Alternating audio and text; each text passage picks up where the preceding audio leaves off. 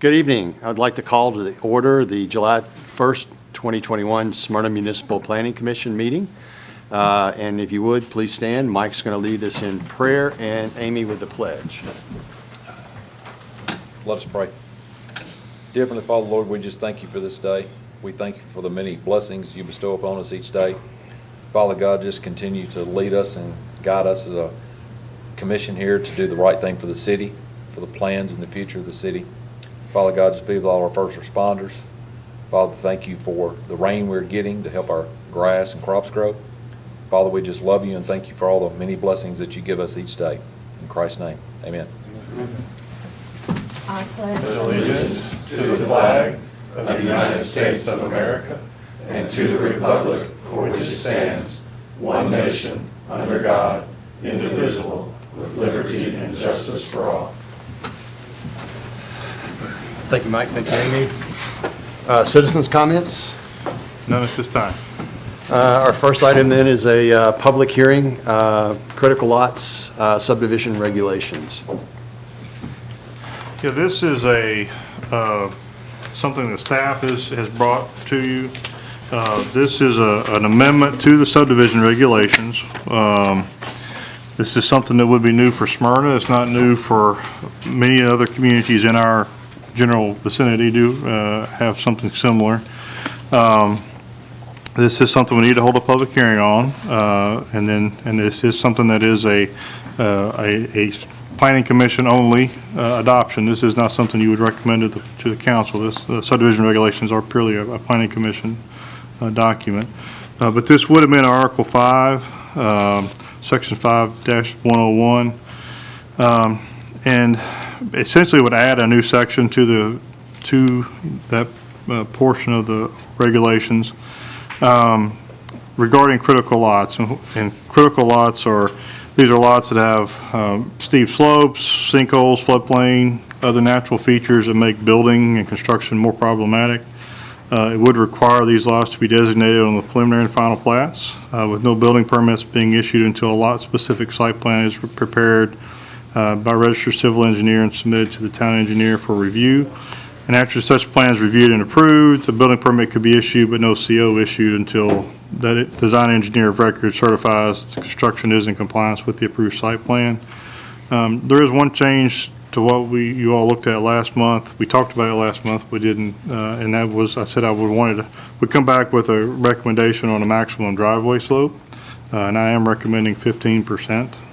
I looked around a lot of other communities. Some don't have a maximum slope. Some go as high as 20%. Some are as low as 10. 15% is what TDOT kind of recommends and goes by. So I thought that was a pretty good reason for us to utilize kind of the same, be consistent with TDOT. So that is what is proposed. It is something that we are seeing a lot of construction now in areas that are much more difficult from a topographic standpoint, things of that nature, and we're seeing some issues. And I've got a few pictures. You want me to go ahead and do that now? Yeah, I think so. And that kind of dovetails into what I wanted to ask you as far as what was the basis for this, and if you had any examples so that you could educate us on it a little further.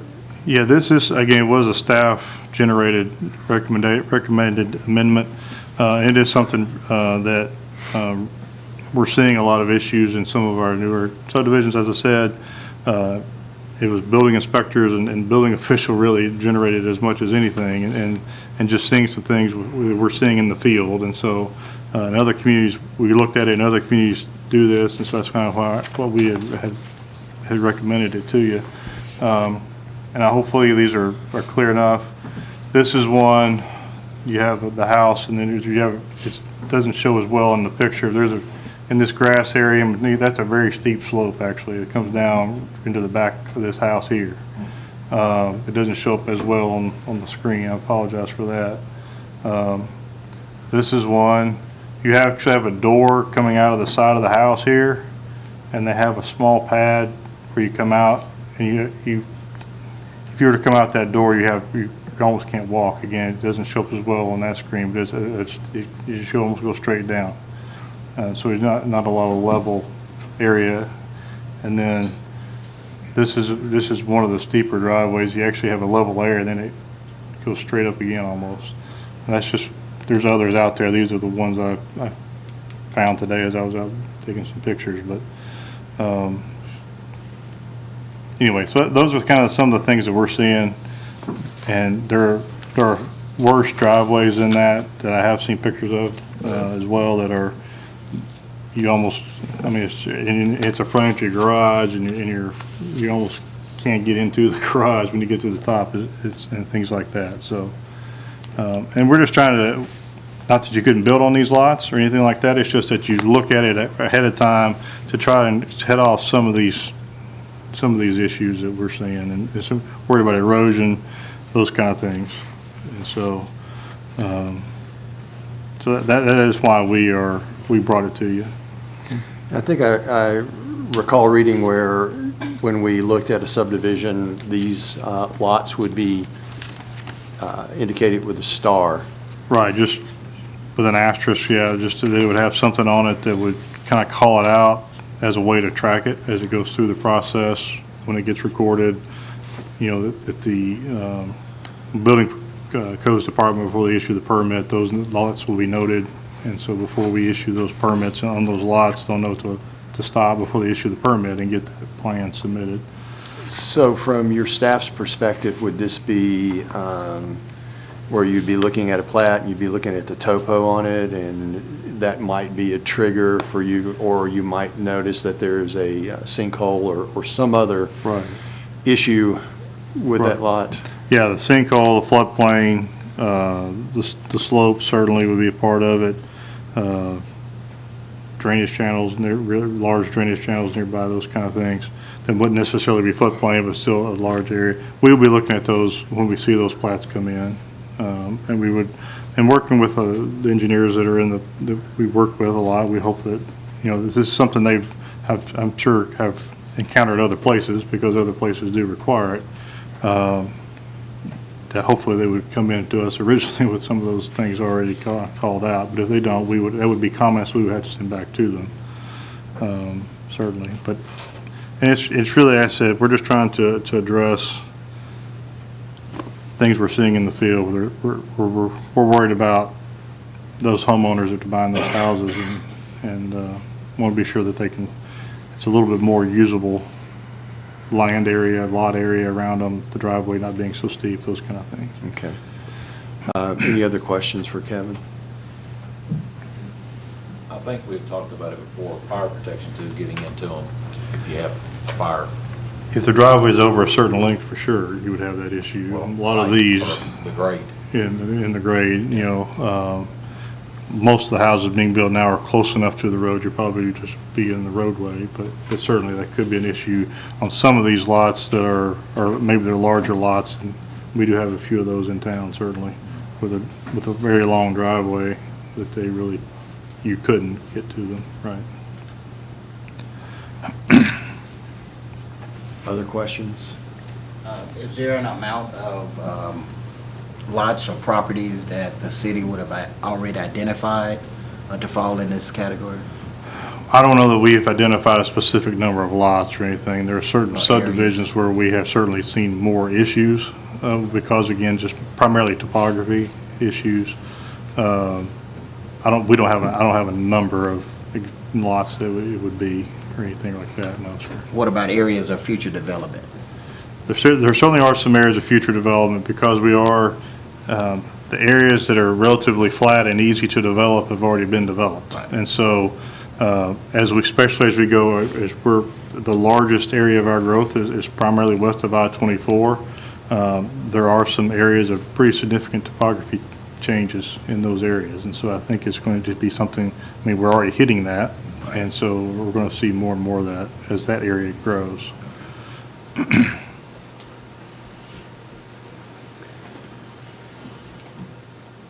Kevin, with this change, if it were to be passed, how would we communicate this to our developers and contractors and folks that are doing business here? We would immediately, if it's something you wanted to do, we would immediately start sending out because it's going to be sending out letters and those kind of things with the changes, because it's something they're going to have to start submitting plans in compliance with, so. And what I'm hearing, it doesn't necessarily preclude one from building on it, a lot where there could be a potential issue. It just it calls it to the attention of staff and to the engineer, developer, that there may need to be additional work on this lot Right. to address those issues. To address right. the issues. Right, yeah. It would not preclude construction at all. It would just, those lots require a little bit more attention and more on the front end. It's not the easy lots that you can kind of move on to the site, lay out your slab and pour it and start building a house. They need a little bit more attention to be a more buildable lot. Okay. So, Kevin, what would the implementation plan be? At what point would those start being reviewed? And has anything currently submitted become subjected to that? anything currently submitted, they don't have to comply with these And regs. submitted at what point, right? Yeah. Site plan been approved or permits being issued? I would look at it as a preliminary plat that hasn't been submitted yet. Something that's already had an approval, that to me, they're already in the system, they're already working through. But something that has not had a preliminary plat approved yet, I would look at having them comply with this. And I think, to be fair, there are several subdivisions out here that had these challenges that engineered them in such a way that we weren't seeing, I have We no weren't, idea, yeah. 10, 12-foot drop off from one lot to the other, or a driveway that was on a 25-degree grade. Right. Okay.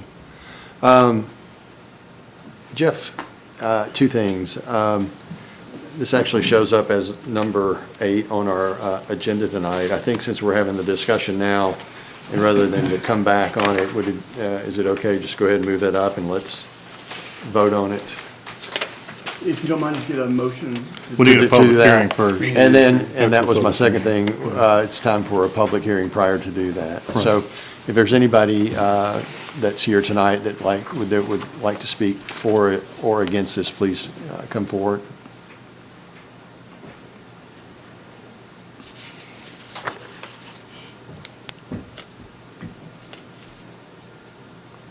Okay. And we'll close the public hearing. So if it were the wishes of the commission to go ahead and move this up on the agenda, we would entertain a motion. If not, we can leave it exactly where it's at. So I'll make a motion that we go ahead and address this item now. Okay. Second. I have a motion and a second to move the item up on the agenda. Any further discussion? All those in favor of moving the agenda item up signify by saying aye. Aye. Opposed? Okay. So, this item has officially been moved up, and we're ready to entertain any additional discussion or a motion.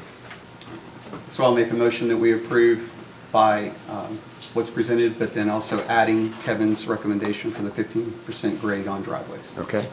I have a motion with the current change as presented before us to include the additional of a 15%, nothing greater than a 15% grade on driveways. Okay. Do I have a second? Second. I have a motion and a second. Further discussion? All those in favor signify by saying aye. Aye. Opposed? Motion carries.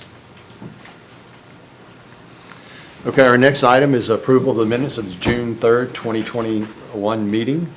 Counselor, are they in order? They're in order. Any changes that need to be made from commission's perspective? Hearing none, do I have a motion? Motion to approve the minutes. I have a motion to approve the minutes. Do I have a second? Second. I have a motion and a second to approve the minutes. Further discussion? All those in favor signify by saying aye. Aye. Opposed? Motion carries. Item number 6, old business. Our first item under this agenda is Pinto Place Apartments, Pinto Drive. Owner, developer, Egbert Ribeiro. This is a site plan review last month for Pinto Place Townhomes located along Pinto Drive. Current zoning is PRD for 22 townhomes, and that has remained the same for this. We had a couple changes as far as the total parking required of 44 spaces, which is 2 per unit. They're showing for 61, and have eliminated the 4 handicap spaces that were originally showed last month. So 0 handicap spaces are shown, which is okay, being it is a multifamily development. Architectural elevations show the building to be built entirely with brick, and there are some hardy board siding accents. The approved PRD shows a mix of brick and fiber cement board. Staff finds that these elevations would still be consistent as proposed, entirely brick with the fiber cement accents. The issue we had last month was regarding the fire department concerns with the turnaround. So that has been worked through with the engineer, and they have came to a resolution on that, so that issue is no longer. As part of that, the site was reconfigured a little bit as far as the parking is concerned, which brings to staff comment 1. We had the parking spaces shall be no further than 60 feet from the units they serve per sections 4.0107.b of the zoning ordinance. The redesigned parking plan shows 2 spaces per unit within 60 feet of all units. There are 17 additional spaces shown above the minimum requirement of the 2 per unit. The PRD approval does not exempt compliance with the zoning ordinance unless a waiver is requested and granted as part of the approval.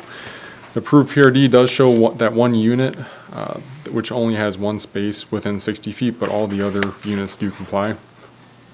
So as presented, it is meeting our recommendations and what the zoning ordinance specifies with the 2 spaces per unit within the 60 feet requirement. So with that, staff would recommend approval with the above listed comments. Does anyone have any questions for Mitchell or staff? I know we've talked about this quite a bit, and I know there's been a lot of work with the engineer and Captain Byers and the fire department there.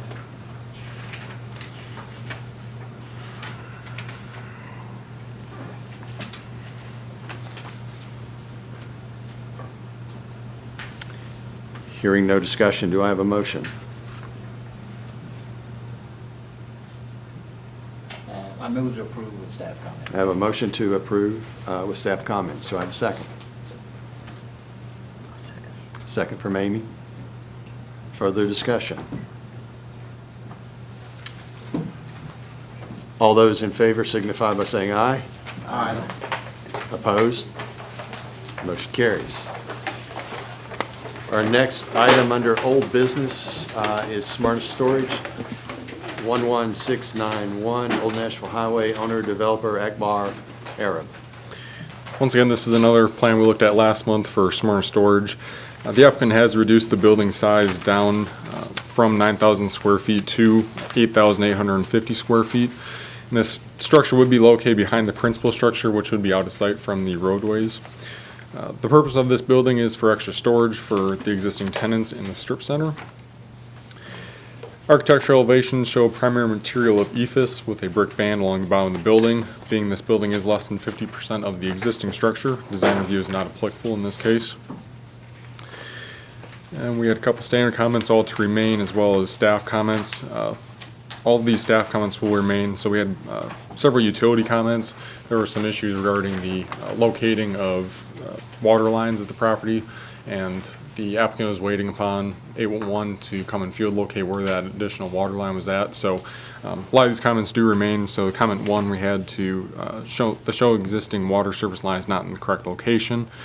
The 2 existing water service lines are located to the south under the proposed building. Both water service lines must be relocated around the proposed building, and that goes in reference to that second water line. Staff comment 2, the reduced pressure backflow preventer at the tap is required. A fire line shall have a reduced pressure backflow preventer. The DDCV is not allowed. 3, transformer may need to be moved, and we asked them to contact Middle Tennessee Electric regarding this issue, being the building is located within close proximity to that existing transformer in the field.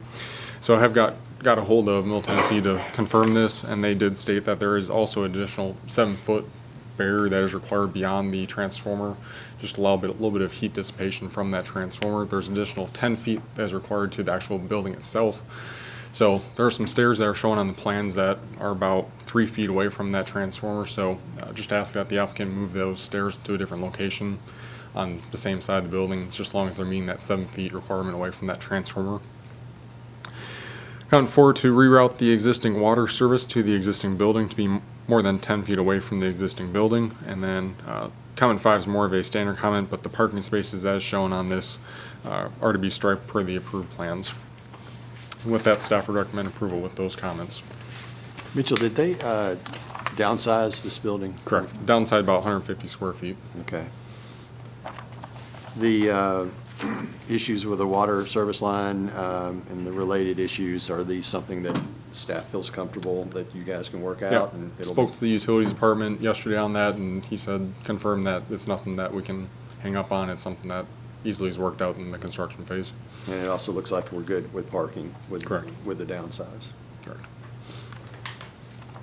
Any other questions? Do we know what the building height is on it? Top of my head, I don't know what the elevations show. I looked and I didn't see anything about the height of the building.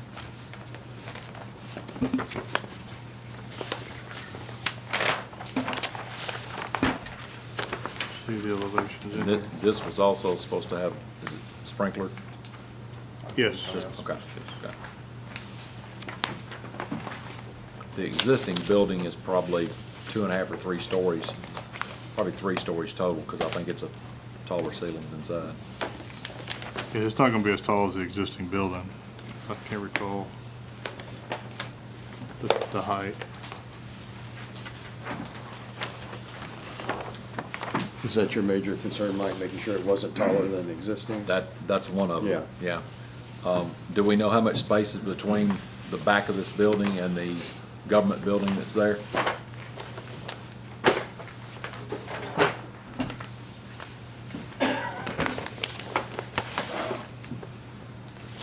There's 31 feet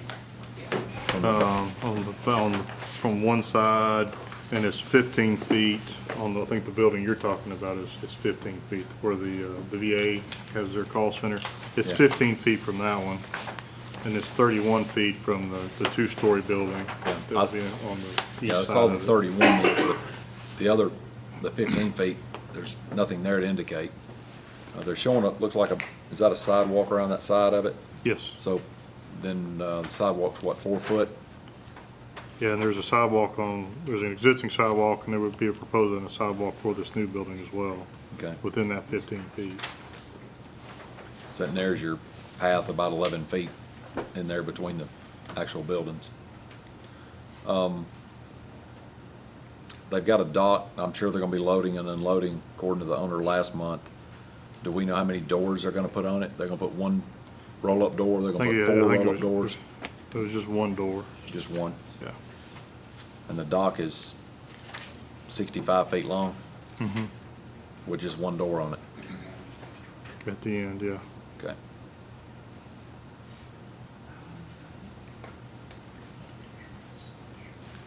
You said there was no windows in the building. It's gonna be totally sealed other than, well, the door, probably a solid door as There's doors, well. and there's doors, I think there's a pedestrian door, Over where the steps were. so at least on that one side, maybe another, probably another one. Okay. At least another one for fire code purposes.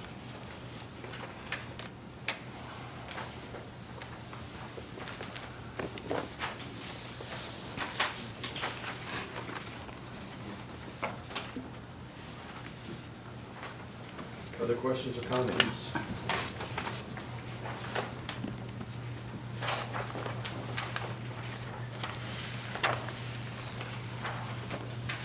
If they can't get the clearance from Middle Tennessee Electric from the building, because they shortened the building that way 2 feet, correct? It went from 120 to 118. So if they're still too close from the building to that electrical, To the transformer. So they got the building needs to be at least 10 feet away, which they've got the 10 feet away from it. They're showing, I Okay. think, a little over 11 feet. It's just mainly the steps Right. around. So I think just shifting those Moving steps those. over will fix it.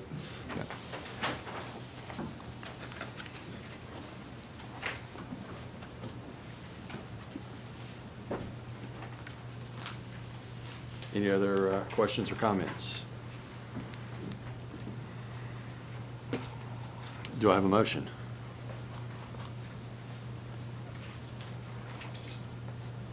I move to approve with staff comment. I have a motion to approve with staff comments. Do I have a second? Second. Motion and a second to approve with staff comments. Further discussion?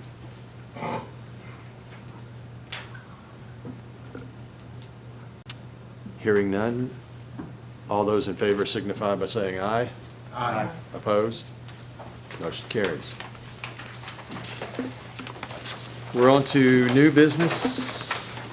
First item is annexation and plan of service request for Pro Logistics, South Park Phase 2, 1852 Amelville Road, annexation, PID zoning, rezoning C2 and I2 to PID. Yes, this is a request. It's an annexation request as well as a rezoning request. There's 3 tracts of land that have been requested to be annexed. And zoned PID. And then there's another tract of land that is already within the city, currently zoned primarily I2, but a portion of it is actually zoned C2. That would be a rezoning action to rezone it to PID. So we would need, when you get down to it, Mr. Chairman, you will need two separate motions because there's 2 separate actions on this. This is a request for a PID, a planned industrial district. This is a proposal to develop it with looking at 3 industrial buildings.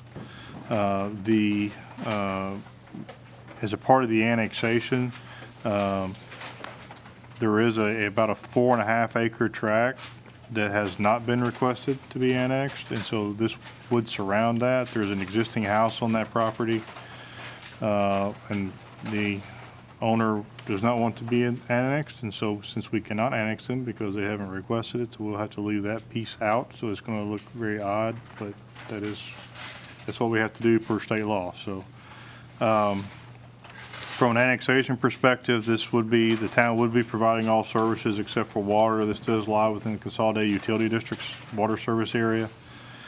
The surrounding zoning is a mix of C2 and I2 in town and RM in Rutherford County. Our future land use plan would support light industrial and commercial, both in this area. As I said, this proposed PID is for 837,200 square feet of industrial space in 3 buildings. The major thoroughfare plan does show a collector street connecting through this property from Allenville Road to Olive Branch Road, and then through there over to Rocky Fork Road. This development would remove this possibility. As the staff, we looked at this. If this development were commercial in nature, that road has been on the thoroughfare plan. It predates my time here. It's been on there a long time. I think that the vision at that time is it would be kind of a commercial area, and it would be kind of almost act like a frontage road connecting Allenville Road exit to a future Rocky Fork Road exit. And if this were a commercial development, I could see that being a possibility. But mixing heavier industrial type traffic and the residential traffic, which that is a residential street, or that existing street that it would connect to, that doesn't make sense to staff, and we would not recommend mixing those 2 together. And so, as a part of this development, we would recommend, not connecting to Olive Branch Road. And of course, my next comment I already covered regarding that 4.5 acre portion of parcel 22. This would connect to the Olive Branch sewer. However, that sewer is under construction and is not completed at this time. They're aware of that. Development of this property will take, if approved, would take a length of time. By the time they're ready to connect to sewer, the sewer would be completed as it's projected for completion early to mid next year. Another issue that we did talk a lot with the developer about was traffic, and Their proposal is to connect to the existing industrial park to the south through a private egress easement. We did ask for documentation on that prior to site plan approval, so that would be a condition of any approval. They have the ability to do that. They have some ownership in that park but we obviously want documentation and creation of that easement. That would provide all the traffic from this development would then come through that park, would come to there's a signalized intersection at Midway Lane. And then, of course, there is another access to Allenville Road as well. That's really, would only be for employees and those type of things would come in and out of there. There was also a traffic study. We did have that in your packet as well. There are some proposed improvements as well as retiming of signals and those kind of things that were recommended as a part of that study if this development is approved. So. A couple other comments we had, we'd asked them to show the elevation. There is some floodplain in this area. We'd asked them to show that floodplain elevation. That has been done, so we can remove comment number 8. They had 2 separate parcels labeled as 23.01. The county has it as one of those as parcel 23.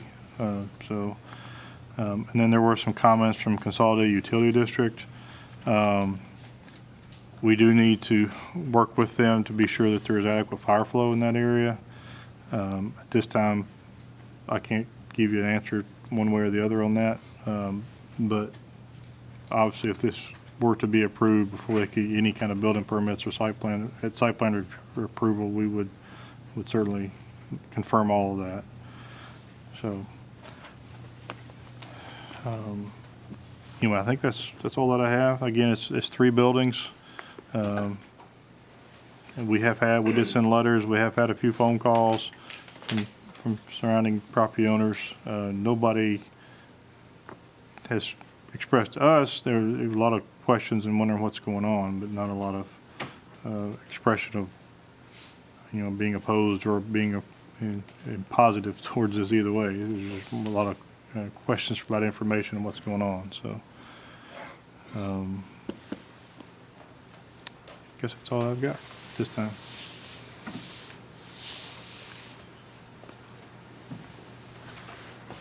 Questions for Kevin?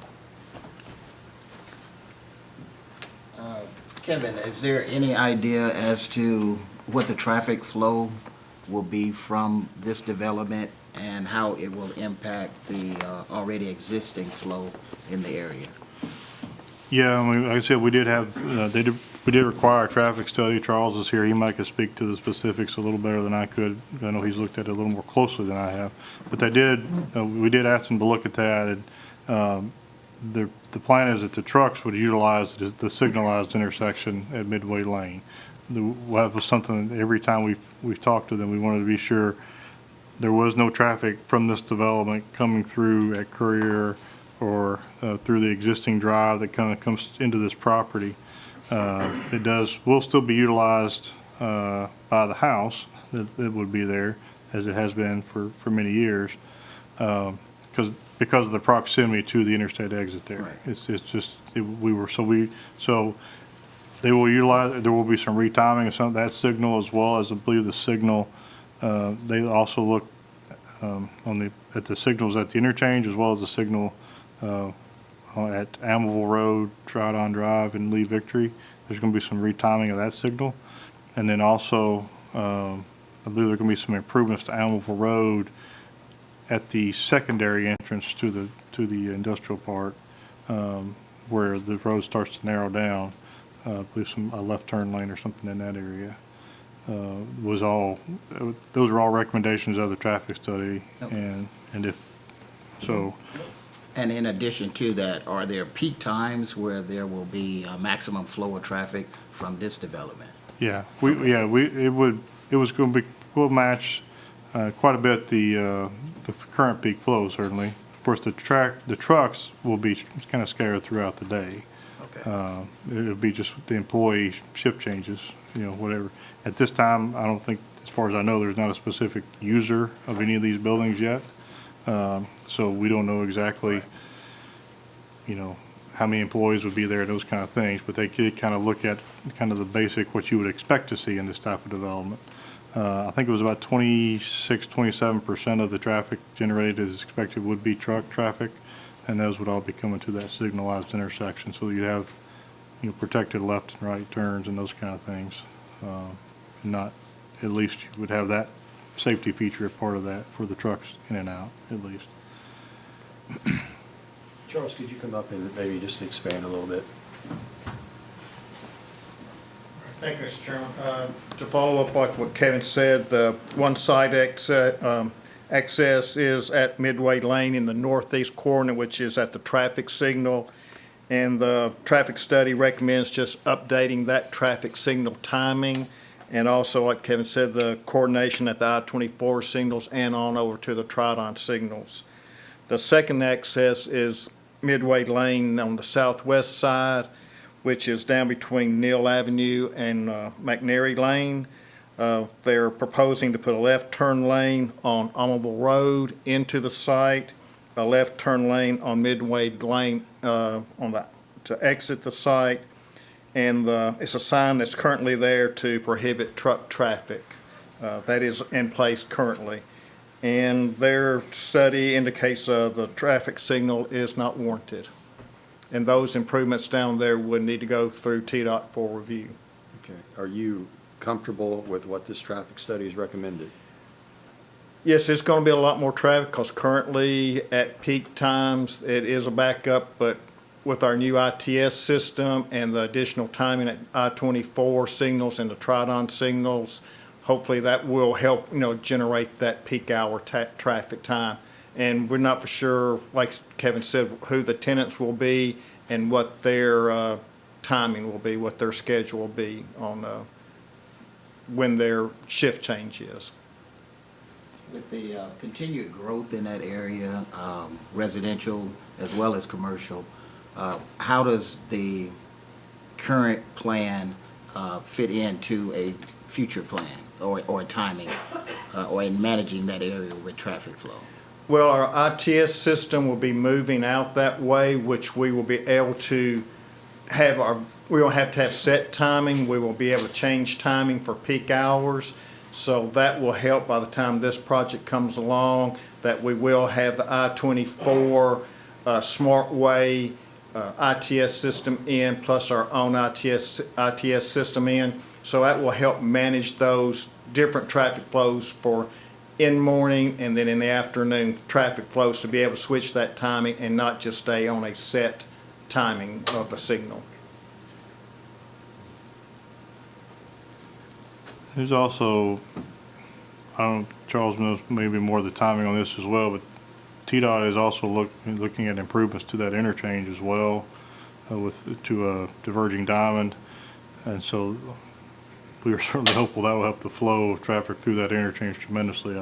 Right, currently, I think we're about 2 years out from redoing that interchange to put that diverging diamond traffic lanes in there, which will help move traffic through those traffic signals also.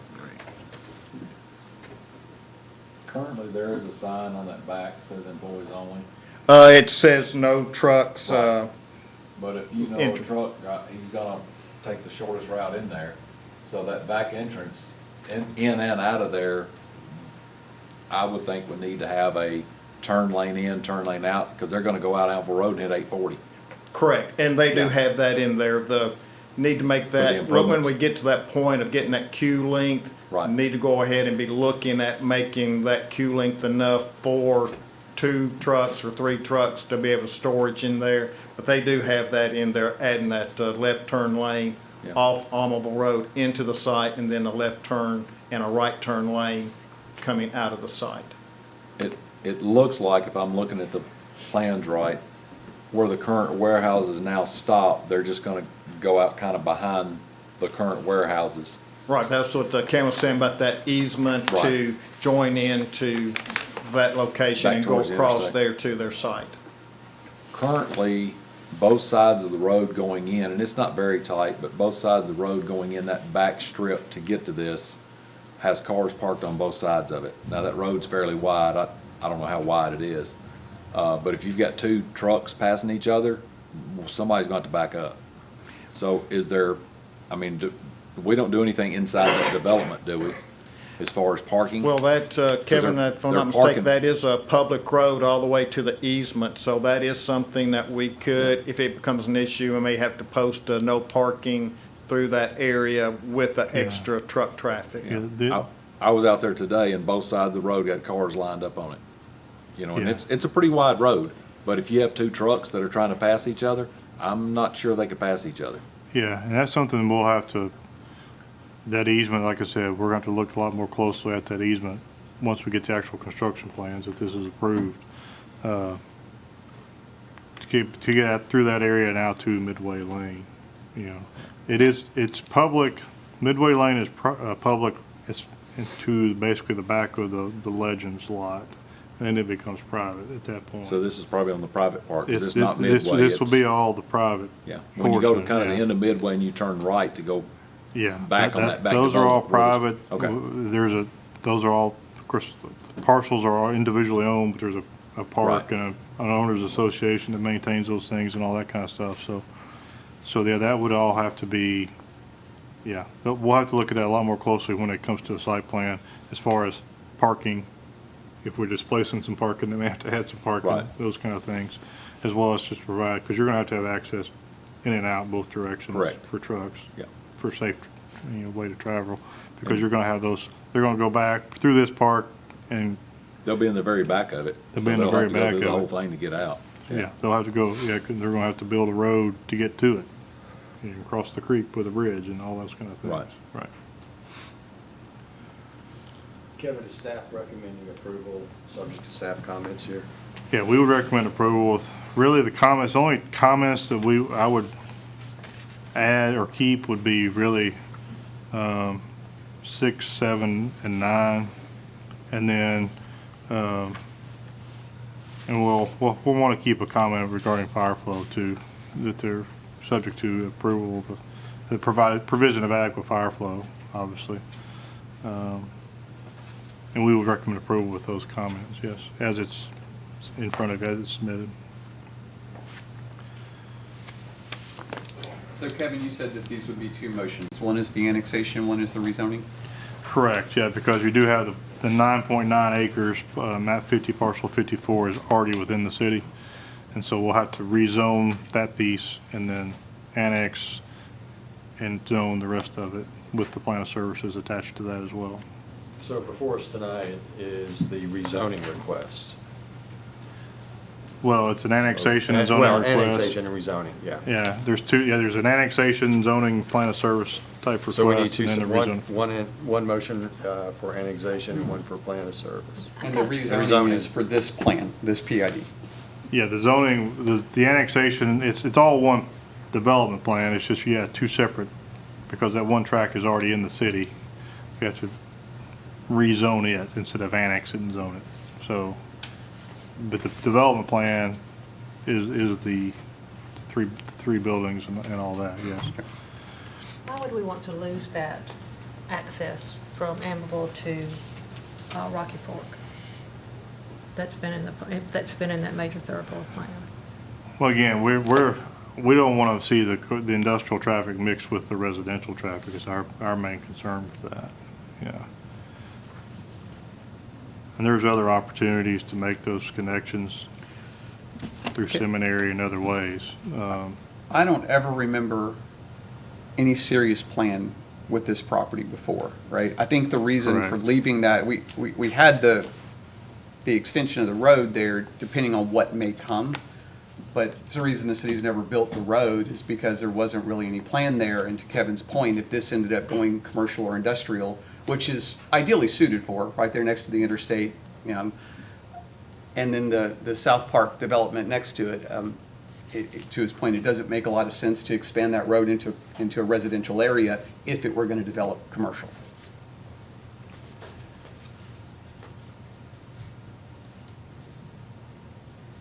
And it actually would connect on the thoroughfare plan, it's Courier, at Courier, which is, I mean, it isn't an intersection, there's no signal there or anything like that. So again, with the proximity being to that interchange there, as it has developed and as we continue to develop and the traffic we're seeing there, being that close to the interchange with a lot more traffic at that location, many times traffic backs up from the interchange well past Courier Place. And so having trucks or employees even in vehicles trying to turn left there or something like that would, at that time, that peak time, was going to be a real issue. And so that's why we worked with them, and they worked to connect through the existing South Park, so you move the traffic further away from the interchange. You don't have those conflicts.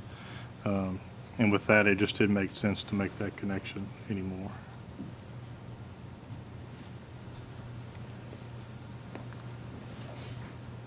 Any additional questions for staff? Just one more. Okay. With the area that's not annexed, are any challenges created by it being boxed in? Certainly. Yeah, I mean, they're, if they call 911, we gotta be sure it goes to the sheriff's office, because technically we can, I mean, we'll certainly help them out. There's obviously those, we work with the sheriff's department, with the county fire department, all those kind of things all the time. Certainly it's an issue, and I don't like that part of it, but we can't annex it. I mean, we physically, legally cannot annex that parcel because they haven't requested to be annexed and consented to be annexed. And so we feel like this is a good development plan, and we're just going to have to work around it. Yes. Where do they currently go into that property? You said there was a house on it. There's a house already there. They come in. Is it by the vet, between the vet and Captain D's or something like that? We're at the vet, where Okay. that vet is, yes. And that drive has been there for many, many years. Oh, yeah. The house has been there many, many years, and so they'll continue. They've got, the plan shows an easement across this development to get to there. It will not connect at all to any of the parking or driveways for this development. It's just gonna be just for that house. And well, in the vet that's there. We'll use. But they're on a county island. It'll be a county island. We could go back and talk about state legislature and rezoning and zoning and what's been created and what hadn't been created. So, what we try to do is work with what we can work with as what the state has legislated for us. So this isn't an anomaly by any stretch of the imagination. Yeah, we've created a few of these. It's not, we don't like it, but we don't have a whole lot of choice in the matter anymore.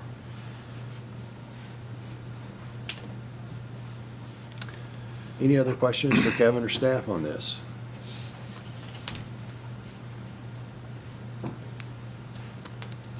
Do I have a motion?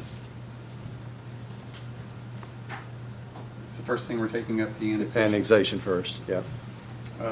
Move for approval. I have a motion to approve the annexation. Do I have a second? Second. I have a motion and a second.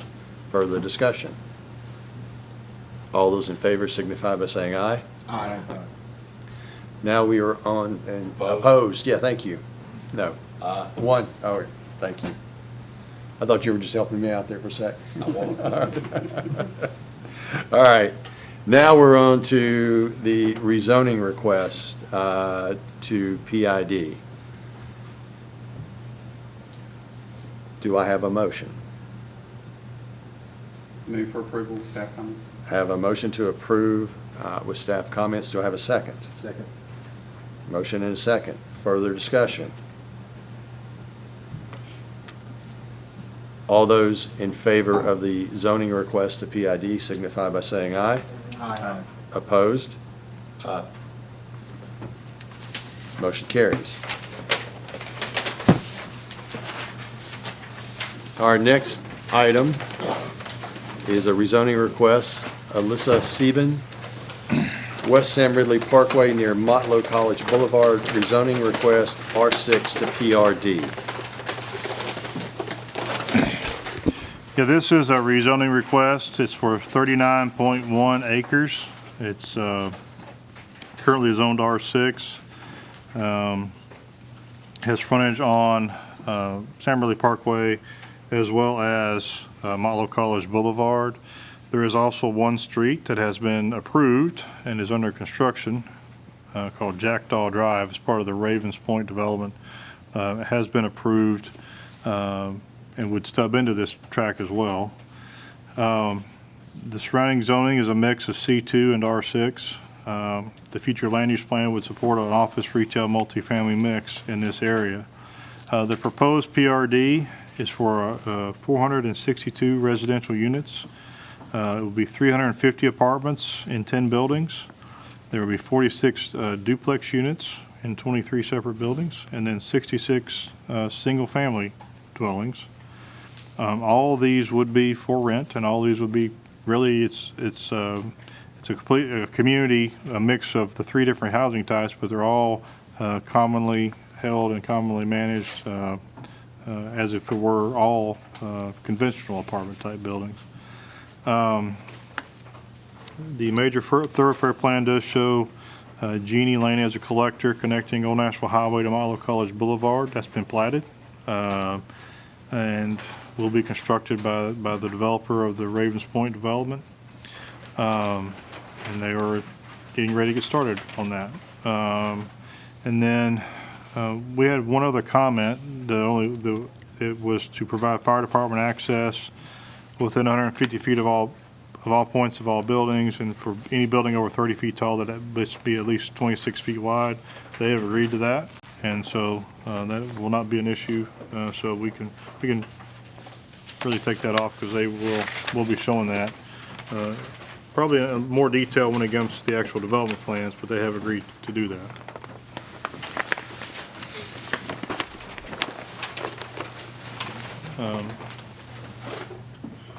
This, we also had, from a traffic study standpoint, we had a couple of different traffic studies in this area, one specifically for the development of Ravens Point.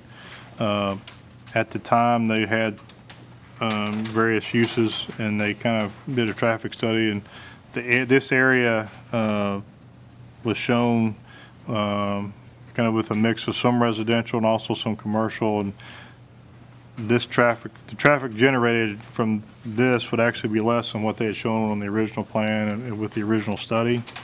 And so as a part of the development, the overall development, there will be a signalized intersection in front of this area, and so that surely will still be is still going to occur. And some other improvements, obviously, like I say, the extension of Genie Lane and those kind of things. And so all the proposed improvements that are part of the Ravens Point development plan are adequate to address the traffic generated by this development as well. Again, the apartments portion of this is really kind of the southern and western portion of the property. And as you get closer to Motlow Boulevard, it's where you have the duplexes and single-family mix there. Some of those single-family units would have garages, some would not. All the architecture is a mix of brick and fiber cement board. So it would certainly be consistent with our design review requirements as well.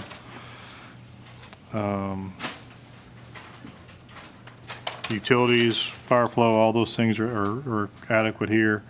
Not an issue.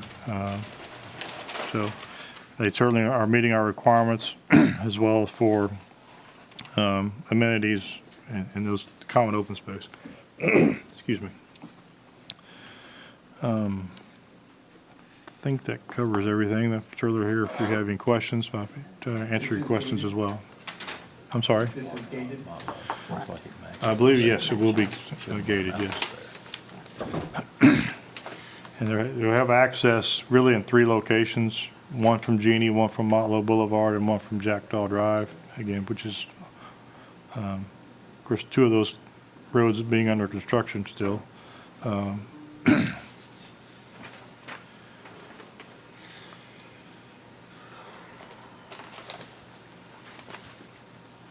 Kevin, this is currently zoned R6.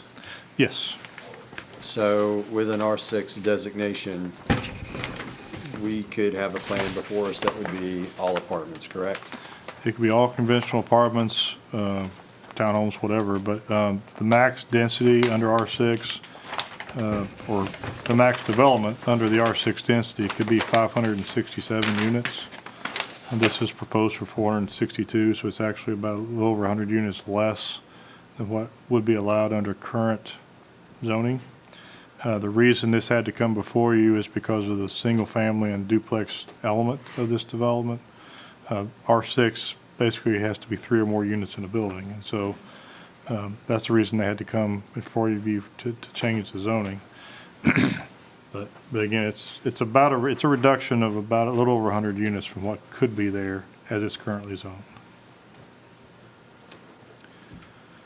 Are we comfortable parking-wise, as far as adequate parking in front of the, maybe not so much the apartments, but as far as the duplex and single-family, if we don't have a garage, do we have a two-car parking pad? There'll be parking pads in front of each of those, yes. Okay. Yeah, I'm comfortable with that.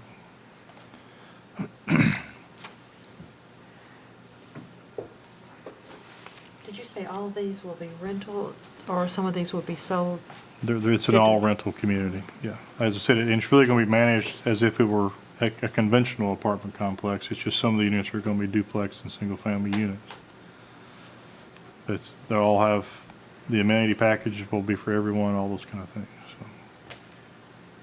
Is this the last track in this area for development? A track being the larger multifamily? Well, on the other side of Jeannie Lane, there's a portion there that's R6. But yeah, because the other large tract which is going to be an apartment development, but it actually was rezoned PRD as well. But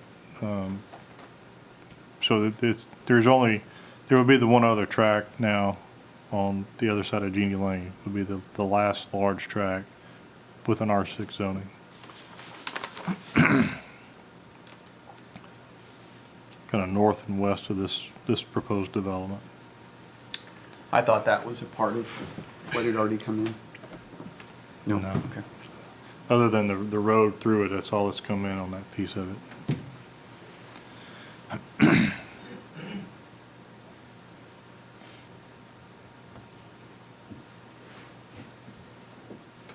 Does this development complement the vision for the development of the Jeannie Lane or the expansion of that area? How does that fit with what the plans are, or the vision is for the area? Yeah, I think it does. I mean, because this was anticipated to be kind of a commercial multifamily mix. So, I mean, I think and as you get closer to Motlow Boulevard, with the YMCA and the school and all, I think I know there's been some discussion with Motlow. They would like to see some housing in their area for some of their students, and so this would kind of provide some of that a little bit closer to the school. So potentially, I guess, depending on what the rents are going to be, maybe not. But so yeah, it certainly fits, and I think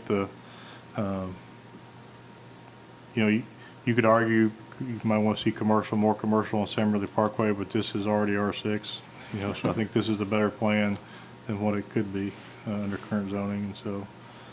I think it fits the overall vision in that area, I think. I think it is unique to what we've traditionally seen. Sure. I mean, I do like that we're looking at a lower density. I looked at something close to this. I was looking at someone that I insure, they have a daughter going to school in Alabama, and it was an apartment complex, but I noticed that when I was looking at the aerial of it, it had some single-family or duplex-looking or single-level plus additional, 2 or 3 level apartments there. I do like that mix. That is unique. I mean, to the point, right, we said it many times, but this entire section was zoned R6. I mean, that whole area could have just been already zoned for massive apartment complexes. So we are getting, I think, from what's been brought to us, the best that we could hope for out of that. Is there someone representing this development here? Could you come up? It's unique, and I'd just like to hear your perspective on it, if the commission would indulge me. Hello, my name's Alyssa Sieben. I represent the developer. If you could give us Second Wave your Development. address as well, please. Sure, 5231 South Jules Verne Court, Tampa, Florida. Thank you. So could you tell us, walk us through a little bit about this concept and Sure. Maybe where you have also developed something like this? Sure. Okay, so this is sort of a new type of rental, a multifamily concept called single family for rent. This will be the second place we're trying to do something like this. We are building some of this in Tampa, and like yourselves, our county commission is in favor of sort of a mixed-use product. You know, I know that this is something that local jurisdictions have sort of been aiming for a while.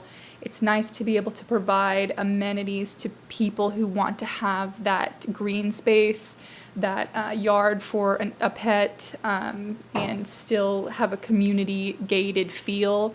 So I think we're reaching out to a different type of resident with this type of product, and I think because of COVID, this sort of exacerbated a move in this direction where people want to get out of, you know, really dense apartment buildings and maybe have a little bit more of their own space, but still be able to keep their own amenities and, you know, apartment community feel. Do you have an idea on price point as far as rents for this at this point? I don't, but my analyst is here and he could speak to that if you'd like him to. Be happy to talk to him as well, unless anybody else has questions for Alyssa. Just one other thing, is this, and Andrew kind of, was it Andrew or Kevin talked about the connection to Motlow? Is this, do you see a connection there? I know that, Tony, you can help me out. I think a while back, maybe when we were first starting to see this as a concept, there was always a discussion that maybe there would be some apartments around Motlow with this that would help with students Well, there. certainly because all the area across the street from Motlow was already zoned R6. Right. But the site preparation, you know, there's wasn't any activity on it yet, so this did fall along the plan at some point. Okay.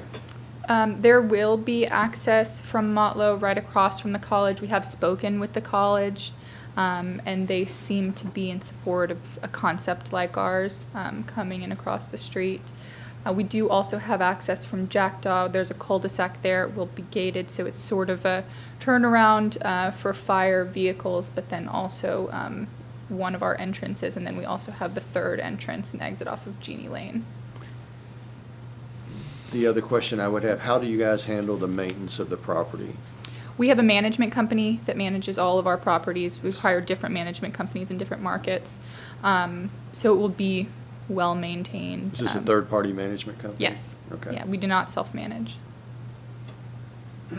But these are, you know, for the record, luxury apartments, so our rents would be, you know, a little bit higher. We call them luxury apartments, but they'll be, you know, we have higher ceilings and nice amenities. We have a lot of outdoor spaces and outdoor fitness and game areas and things like that.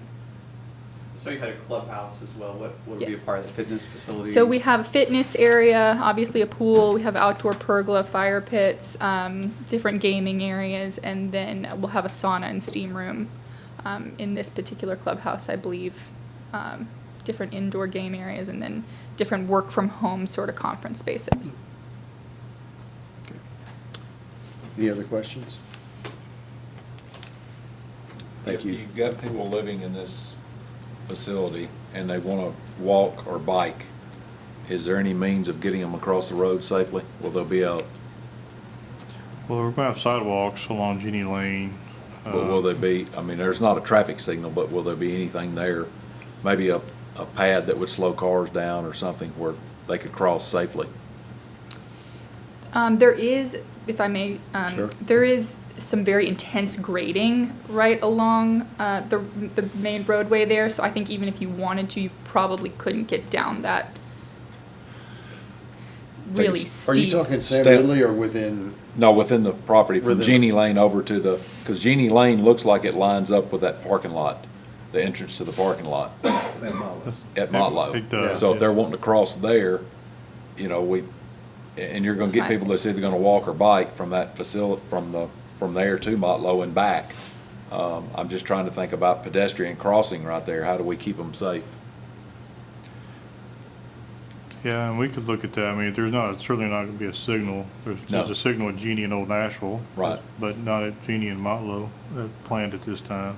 But maybe like striped crosswalk We areas. might have a Yeah. crosswalk. We could certainly look at a crosswalk or something like that, if we see that's gonna be something that we need to do. And we also have been looking to talk to the YMCA about a walking path to and from their facilities. What's your timing?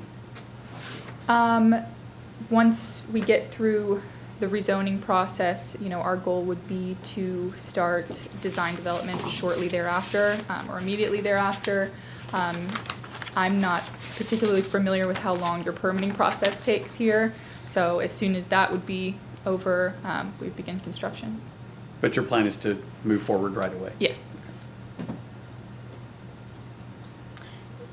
And I'm sure this would be in phases, correct? Construction phases, yes, but this will all be constructed at once. This Okay. will be one community built at once. Okay. Any other questions for Ms. Seaton?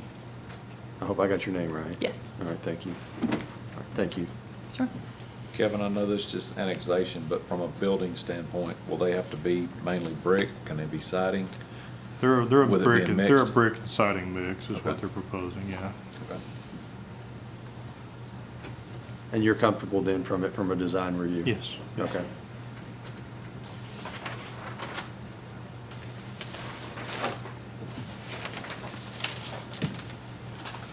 Do we have any other questions or any other further discussion?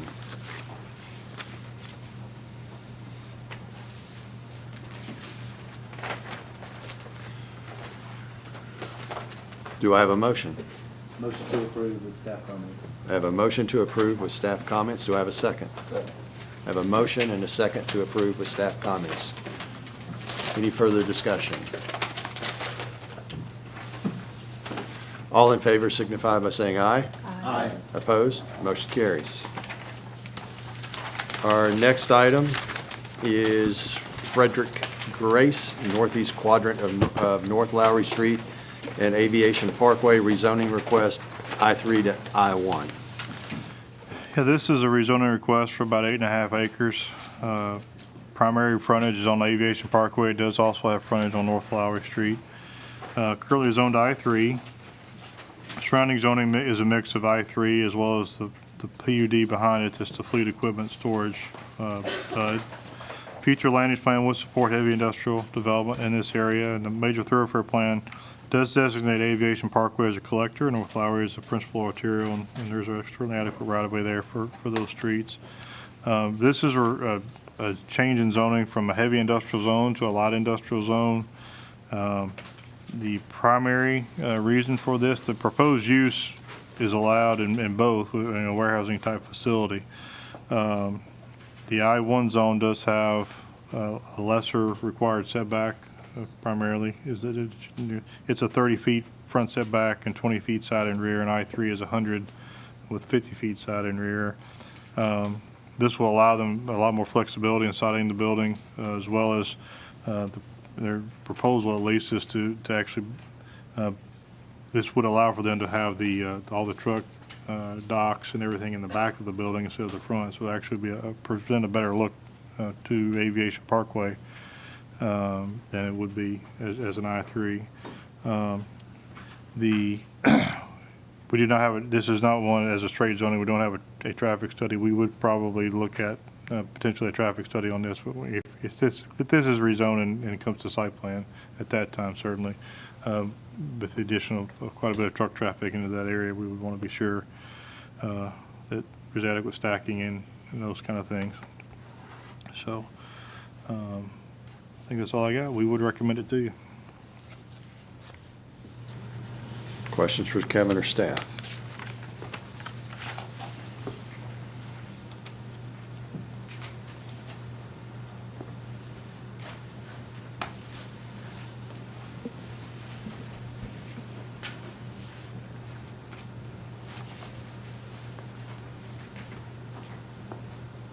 Do I have a motion?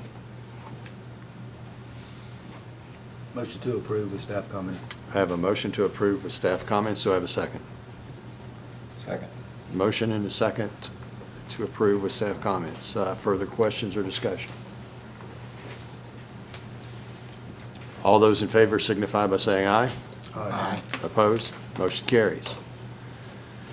Looks like our last item under rezoning request is Sean Collins and Andre Jekyll, 8162 Rocky Fork, Amable Road, PRD zoning amendment. Yeah, this is it's a rezoning request. It's a couple of tracts of land, or one tract of land and part of another tract, totaling about 15.2 acres.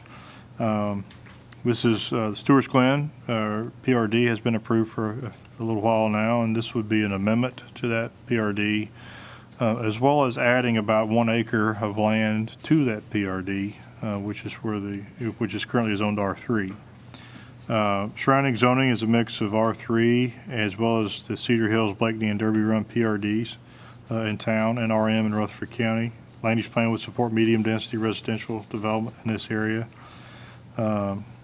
Major thoroughfare plan does designate Rocky Fork Amable Road as a minor arterial, so adequate right-of-way will be required to be dedicated as a part of the development once the subdivision plats would come in.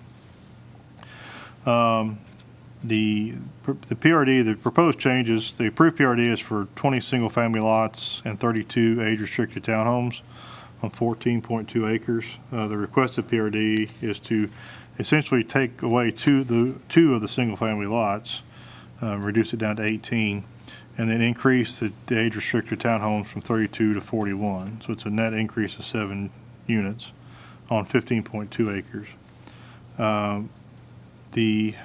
Basically the density change there with the additional acre of land and the additional units, you would go from 3.7 units per acre to 3.9 units per acre. And so it is an increase in density, but not a large increase. We do have several comments from CUD.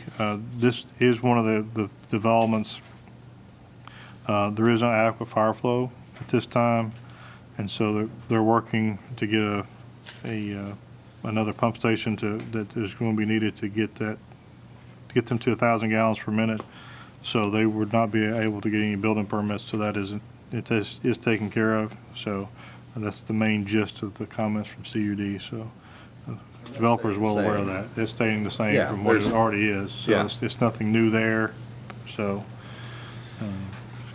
So we are going up in townhomes, but it's the age restricted. Yes. 55 and up. Yeah. 55 and up, yes.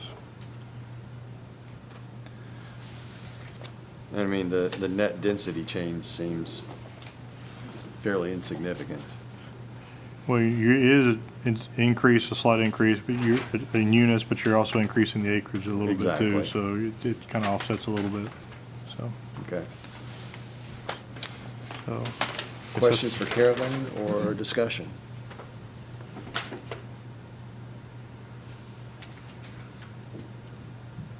Do I have a motion? Move for approval of staff comment. I have a motion to approve with staff comments from Tony. Do I have a second? Second. Second from Tim. I have a motion and a second to approve with staff comments. Further discussion? All those in favor signify by saying aye. Aye. Opposed? Motion carries.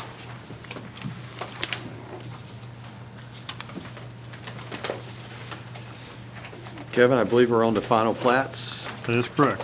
Okay, our first item is the second re-subdivision of Lot 4, Phase 1, Lee Bowman subdivision, Cheney Row and Potomac Place, owner developer Dave Bowman with John Lee LLC.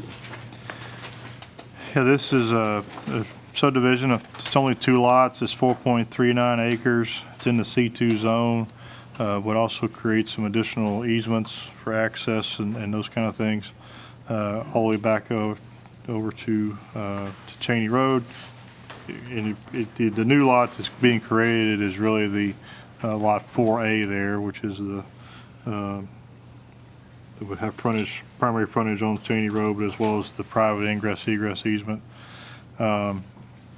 major thoroughfare plan does designate Cheney Road and Potomac Place as collectors, and there are adequate right-of-way is provided there. We had to set a couple other comments. They will need to add signatures of the owner prior to recording. And then if any building is going to face the private drive, which they do have, going all the way from Potomac to Cheney Road, if it's going to face that road, it will require a road name and 911 approval of that road name. That's not, they may or may not have buildings that face that road, but if they do, that we'll need a name there, so for address purposes. So just those couple of comments left, we would recommend approval.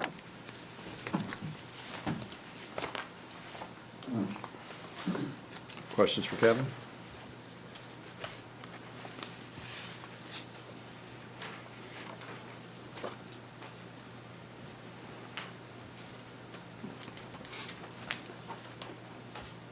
Do I have a motion?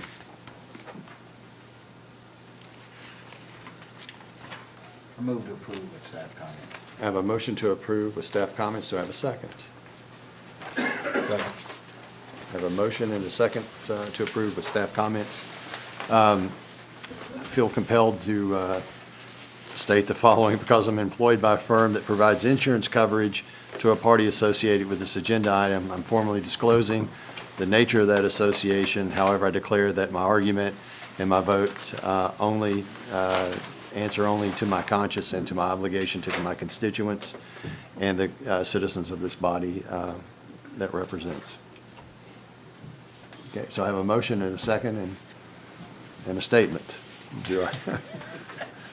Any further discussion? All those in favor signify by saying aye. Aye. Opposed? Motion carries.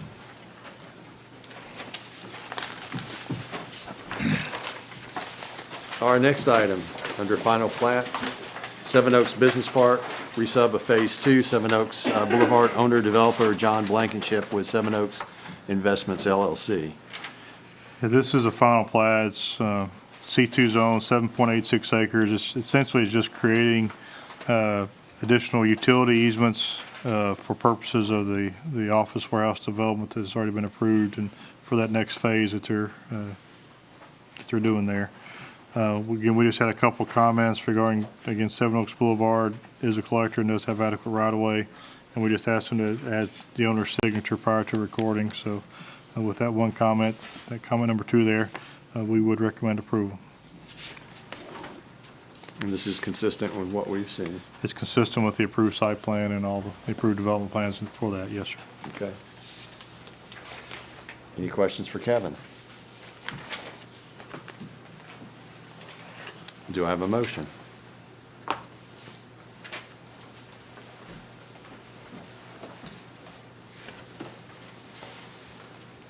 Move for approval with staff comments. I have a motion to approve with staff comments. Do I have a second?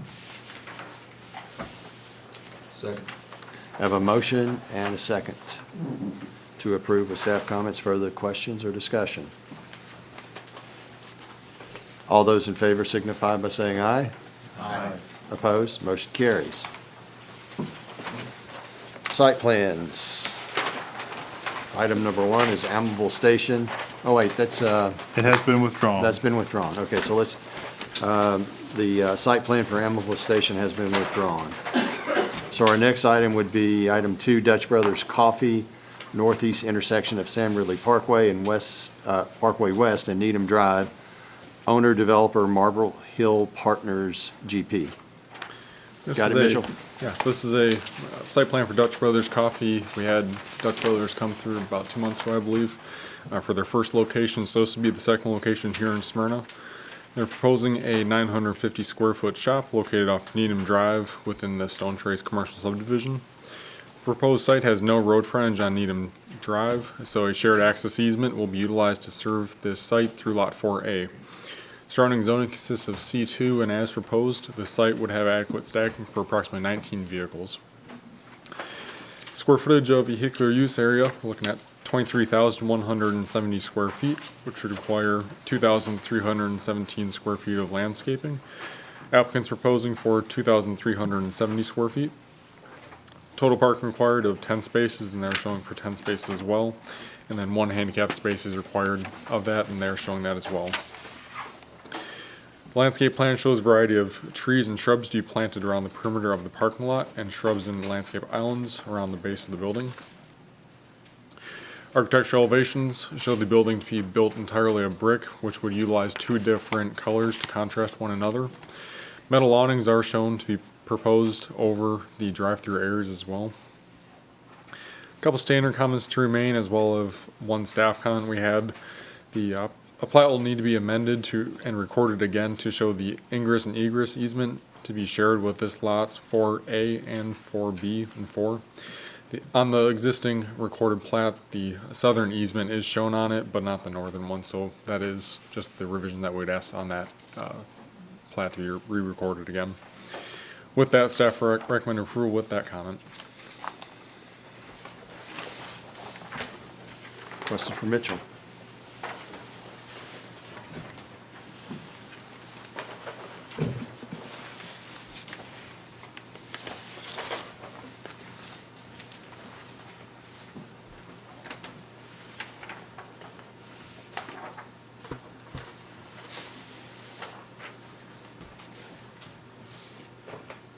Do I have a motion?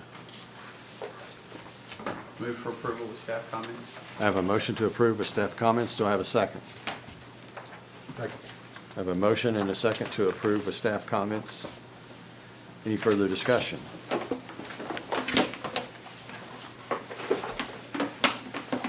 Hearing none, all those in favor signify by saying aye. Aye. Opposed? Motion carries. Our next site plan is for Rock Springs Daycare, 200 Great Circle, owner developer NGU LLC. Daycare facility is proposing a 15,656 square foot building, which should be located off of Great Circle and Pele Drive off Rock Springs Road. The proposed site would have access off of Great Circle and Pele Drive and road frontage, which would be on Rock Springs Road. The development is part of the Sterling at Stonecrest PUD. Adjacent to this track is the fire station Rock Springs Station Number 5, and to the south, and then apartments to the west, which are comprised of that Sterling at Stonecrest PUD. Vehicular use area, 29,708 square feet, and would require 2,971 square feet of landscaping. Applicant's proposing for 3,691 square feet. Total park required of 47 spaces, and they are showing for 55. And that would require 3 handicap parking spaces, and they are showing those 3 as well. Landscape plan shows a variety of trees and shrubs to be planted along Rock Springs Road and Great Circle. Several trees and shrubs are also shown throughout the site and landscape islands and around the building. Architectural elevations show the building to be built entirely of brick and stone. Overall, percentages-wise, the building is to be 73% of a brick and stone mix. 6% freeze board, which is more of a accent up near the roof line, and then 22% of that would be doors and glass comprising the rest. So roughly you're looking at 73% brick and stone for the entire building. A couple standard comments all to remain, and then staff comments as well. Staff comment 1, we asked if food is being prepared in the building that a 1,500 gallon grease trap will be required, and I believe they have shown that, but just waiting for utilities to confirm that's shown correctly. So that comment will have to remain. Comment 2 is regarding permeable pavers, and that's been worked out with the Public Works Department, so that comment can be removed. Comment 3, we asked them to revise the site, show the apparatus movement throughout the site, utilizing both entrances that doesn't leave the drive aisle and enter into parking spaces. It appeared they have fixed that, but still waiting on the fire department to confirm that meets their standards. Comment 4, the fire department access within 150 feet of all points of the building. Comment 5, the domestic and irrigation lines will come off the 6-inch fire line. Comment 6, fire hydrant required within 100 feet of the FDC. And 7, show all storm pipes is RCP. The HDPE is not allowed. So all those comments, we're still waiting for the other departments to verify and make sure they are meeting their requirements. But we can remove staff comment number 2, the rest will remain. With that, staff would recommend approval with those comments.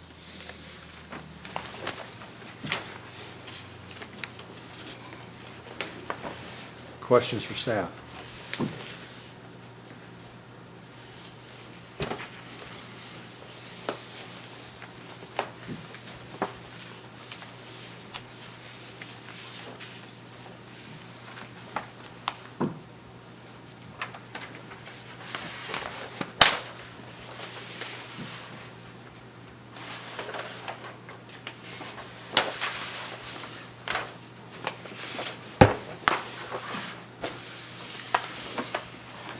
Do I have a motion?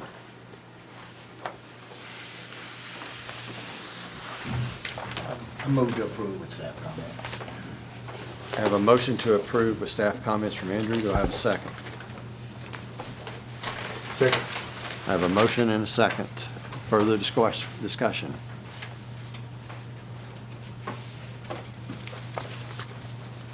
All those in favor signify by saying aye. Aye. Opposed? Motion carries. Our next item is Scooter's Coffee, northwest corner of Sam Ridley, West and Needham Drive. Owner, developer, Music City Specialty Coffee, Sam Ridley, LLC.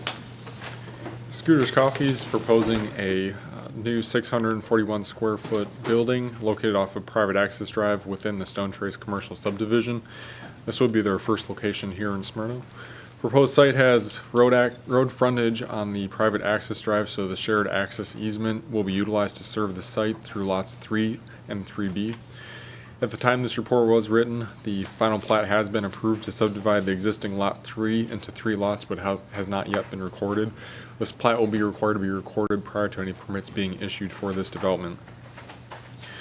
As proposed, the site has adequate stacking for approximately 7 vehicles in the drive-through lane. Vehicular use area, 7,420 square feet. Required landscaping, 742 square feet, and they're showing for 1,200 square feet. Total park required of 6 spaces, and they're showing 6 spaces. And then there's 1 handicap space that's required as of those numbers, and they're showing 1 as well. Landscape plan shows trees planted along the private access road and landscape islands throughout the site. Shrubs are shown surrounding parking areas around the drive-through and at the base of the building. The architectural elevations for this show the building to be built with a mix of brick and ephes. And then we have a couple standard comments, all to remain, and then a couple staff comments. Staff comment 1 was regarding the dumpster enclosure to be finished with brick to match the buildings. Elevations have been provided in detailing that, so that comment can be removed. And then staff comment 2 was for utilities to show a RCP instead of a HDPE on sheet C300. So waiting on utilities to address that comment. With that, staff would recommend approval. We have staff comment 1 that has been removed, staff comment 2 will remain, and then as well as all the standard comments as well.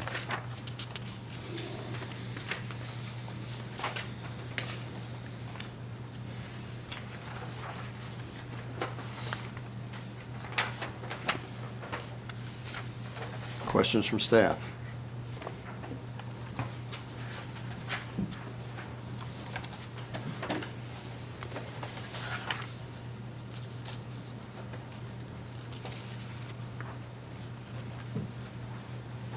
It's really filling in there, isn't it? Yes. Do I have a motion?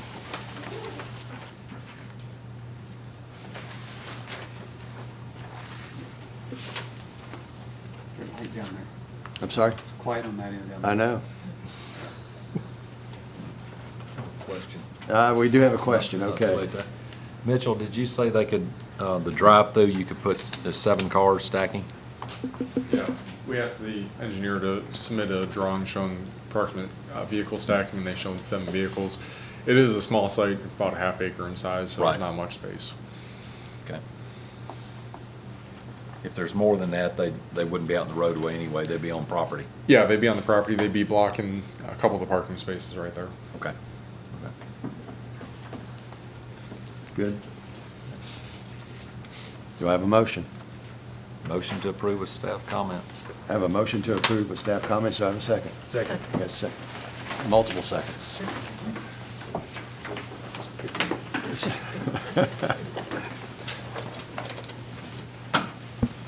All those in favor of approving signify by saying aye. Aye. Opposed? Motion carries. Our next item under site plan is Strickland Brothers Oil and Lube, 7 Oaks Boulevard, owner developer N3 Property Advisors LLC. This is a site plan for Strickland Brothers Oil and Lube, which is proposing a 1,877 square foot building located on 7 Oaks Boulevard. This proposed site is currently part of a larger parcel, which is the 7 Oaks Business Center Lot 8, with an approved final plat to subdivide this existing Seven Oaks Business Center Lot 8 into 3 separate parcels. The plat has not been recorded at the time of this report for those 3 separate lots and will need to be recorded prior to any permits being issued. Surrounding zoning consists of R1 in the rear and C2. The property would have single access point from Seven Oaks Boulevard, which would also be a shared access with the proposed adjoining eastern tract as well. Square footage of vehicular use area, 11,755 square feet, which would require 1,176 square feet of landscaping. Applicant's proposing for 1,369 square feet, so they are exceeding the requirement. Total parking required 5 spaces, and they're showing for 10. And that would require 1 handicap space, and they are showing that handicap space as well. The landscape plan shows a variety of trees and shrubs planted along Seven Oaks Boulevard and around the parking areas. However, heavier landscaping, which would be similar to a Type C landscape buffer, is proposed in the northwest corner of the property where it does abut that residential district. Architectural elevations show the building to be built entirely of brick on the north and west elevations. South elevation has 16% EFIS, and the east elevation has 18% EFIS, with the rest comprised of brick. North, east, and west elevations will be visible from Seven Oaks Boulevard, and the building elevations submitted with this application are consistent with the approved PCD. A couple standard comments, all to remain, as well as a couple staff comments. Staff comment 1 was regarding that final plat to be recorded prior to any permits being issued. Comment 2 is Utilities Department, a 1,500-gallon oil water separator is required. The oil water separator shown is not acceptable, so still waiting on utilities to confirm those revisions. And then comment 3 can be removed. We asked them to provide dumpster enclosure elevations. They did add a note that the brick veneer to match the building will be shown. So they have addressed that to our satisfaction. So staff comment 3 can be removed, and we'll leave staff comments 1 and 2. With that, we would recommend approval.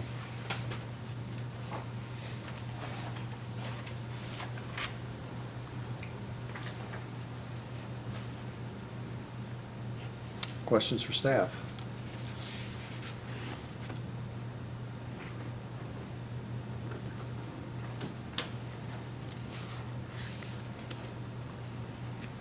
Do I have a motion?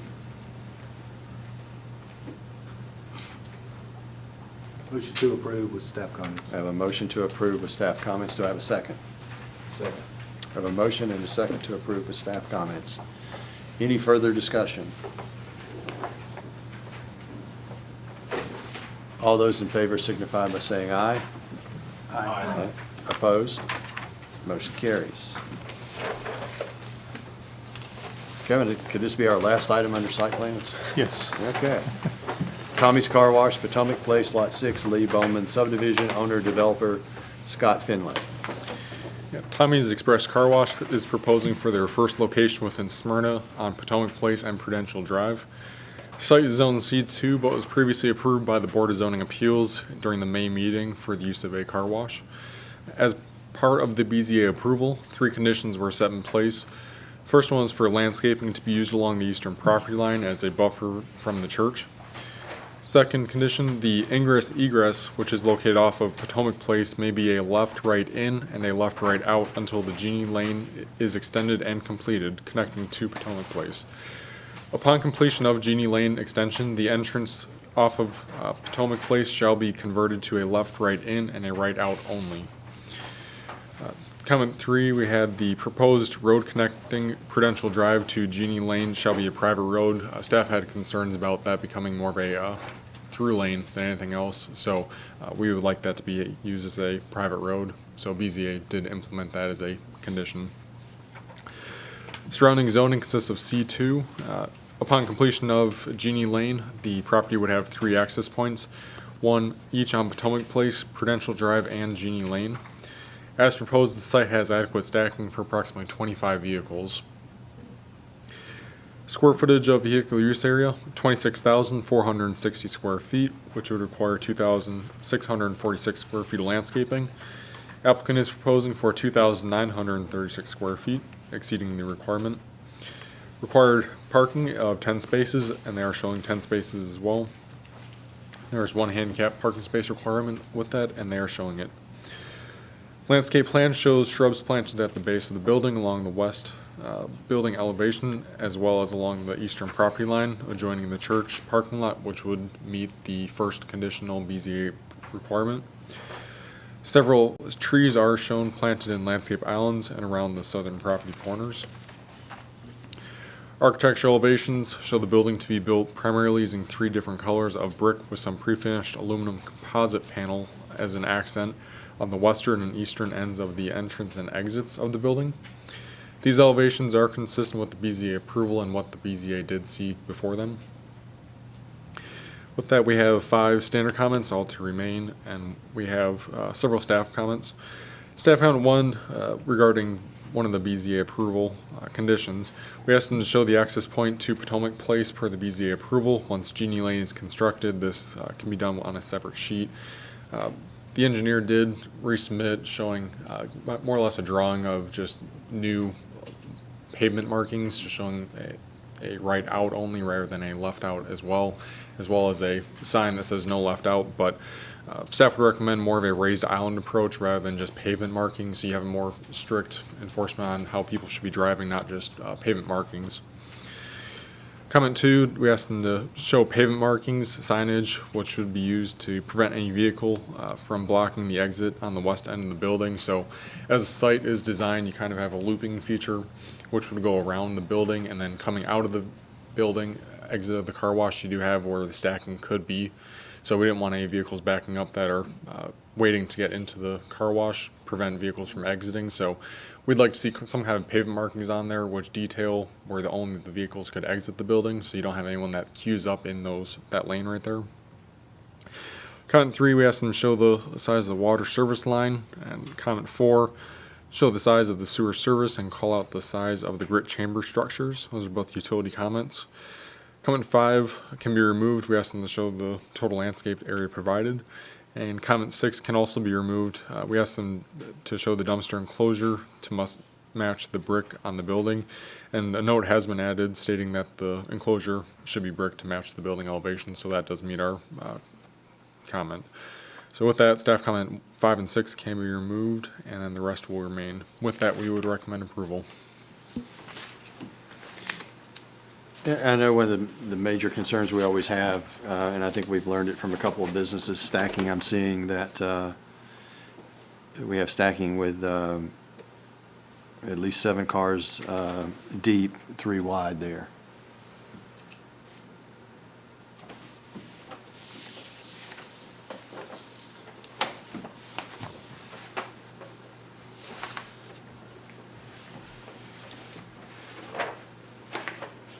Questions for staff?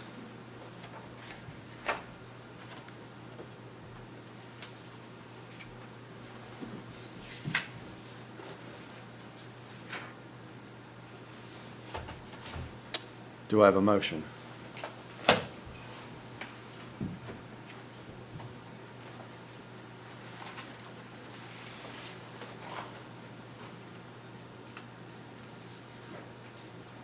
Motion to approve with staff comments. I have a motion to approve with staff comments. Do I have a second?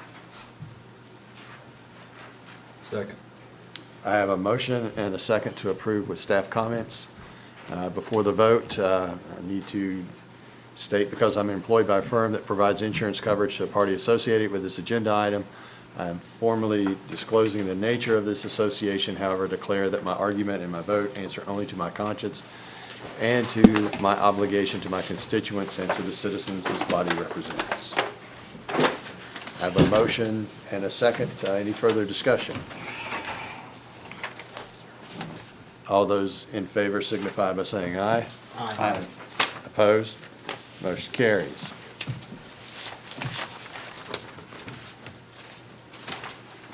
I think we're ready for the July bond review. We are. We had a few bonds this month. First one is Bankside 5, Phase 1. This is one that there's like 3 items to clean up, and it's the end of the maintenance period, and we're really to the point we could release it. However, some of you have been on the commission a little while, and some of you are new. We had, this developer is required to construct a emergency access to Morton Lane from an earlier requirement. He is in the process of, he's acquired more property, and in the process will be actually extending access over to Kedron Church Road. However, that's not in place yet. And so, until that gets in place, we wanted to keep the bond to get this secondary way in and out, if for some reason that never happens. And so, talked with the developer, he's not opposed to keeping that bond on that, for the access road, but he'd asked if we could move it to another section. And so, it would be kind of tied to another phase of the development, which is, I'm fine with. Basically what I would recommend, if he increases this bond on another section by $15,000, and that would be fine. Otherwise, we would need to keep this bond, or we could reduce it, but we need to keep this bond until that happens. So it's up to him whether he wants to, we can give him this money back and he can give us money, increase his bond on another section, or we can just reduce this one by $15,000 and keep it 6 months. To allow for that road to either be built or something else. So that's kind of it's kind of a long-winded explanation, but that's what we're recommending on that one. Villages Section 2, did not hear back from the developer. This one is built out. We are at the point we can go to maintenance, and so I would recommend reduction of that one to $10,000, extended 1 year as the maintenance bond. Woodmont 6A, that one is built, or permits at least have been issued on all the units in that section. Still some items to complete there. Did hear back in the intervening time since the packet went out, did hear back from the developer's representative. He did request an extension. He expects completion this fall, and so I would recommend a 6-month extension to allow them to get that finished up this fall. Hunters Point Annex, Section 3, Phase 1. Talked to that developer. He also said he expects to have this area completed by late summer or early fall, so I would recommend an extension of that by 6 months to allow for that completion. And then Oak Haven Estates, that one is near completion. If they're able to get the final topping down by August 6th, we could reduce that, extend it 1 year as the maintenance bond, but otherwise I would recommend extending it 6 months at the same amount. And then Sundale Section 1, they're essentially built out there. There are some things to clean up, but we can begin the maintenance period on that one. So I would recommend reducing that one to $10,000, extend it 1 year as the maintenance bond. That's all I got. Questions for Kevin for the July bond review?